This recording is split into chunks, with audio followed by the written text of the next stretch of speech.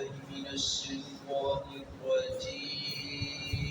أعوذ بالله من الشيطان الرجيم. بسم الله الرحمن بسم الرحيم.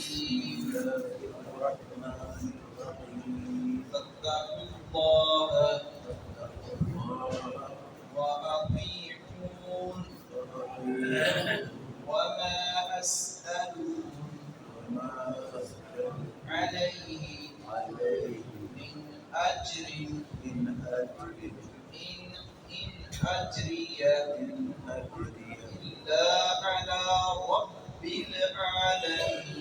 إلا على رب العالمين.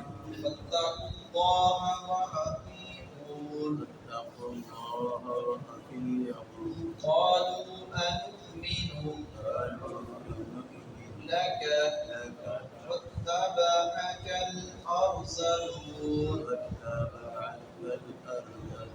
قال وما علمي قال وما علمي بما كانوا يعملون. بما كانوا يعملون.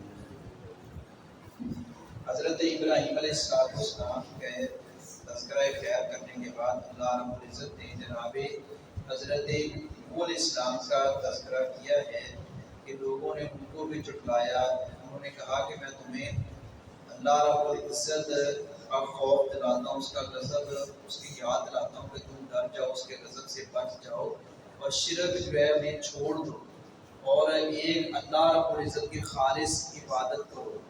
میں اسی کی طرف بلاتا ہوں تم میری طرف فرمانبرداری اور اطاعت کرو کیونکہ میں اس کا رسول اور اس کا نمائندہ ہوں. تو ساتھ یہ بھی واضح کر دیا کہ یہ جتنی میں تمہاری رہنمائی کر رہا ہوں اس کے لیے میں تم سے کوئی اجر نہیں لینا چاہتا یا تم سے کوئی شاباش یا کوئی داد نہیں وصول کرنا چاہتا، نہ الفاظ کی صورت میں، نہ مالی صورت میں یا کسی اور صورت میں. کسی تعاون کی مجھے ضرورت نہیں ہے. بس یہ آپ کے لیے ہی خیر ہے، آپ لوگوں کے لیے ہی بھلائی ہے کہ آپ لوگ اللہ رب العزت کے در کے پجاری بن جاؤ، صرف خالص اسی کی عبادت کرو. یہ تمہارے لیے خیر خائی ہے. میں تم سے کوئی اجر طلب نہیں کرتا، میرا اجر اللہ رب العزت کے یہاں ہے اور اللہ رب العزت مجھے بے پناہ اجر عطا کرے گا.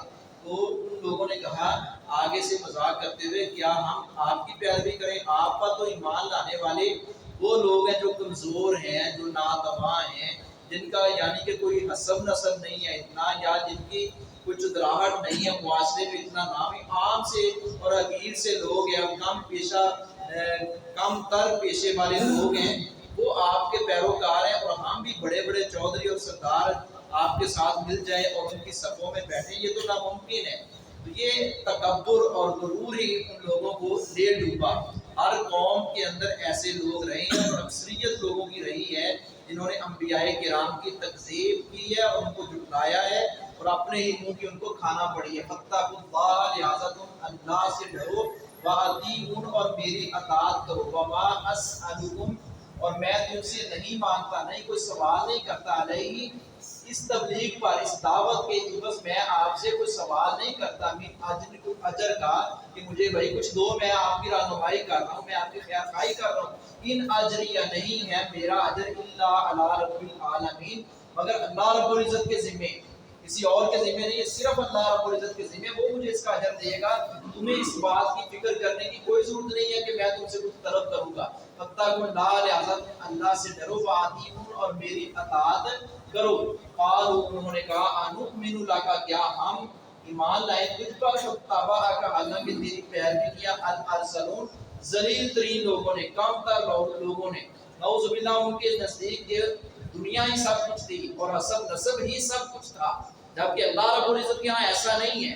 اللہ رب العزت کے ہاں جو بندہ دل کا صاف ہے اور جو بندہ اللہ رب العزت کی وحدانیت کا اقرار کرتا ہے اور اس میدان میں کود پڑتا ہے اور دن رات اس کا اللہ رب العزت کی عبادت میں صرف ہوتا ہے، وہ اس کے ساتھ کسی کو شریک نہیں ٹھہراتا، خالص اس کی بندگی کرتا ہے. اللہ کے یہاں اس کا مقام ہے.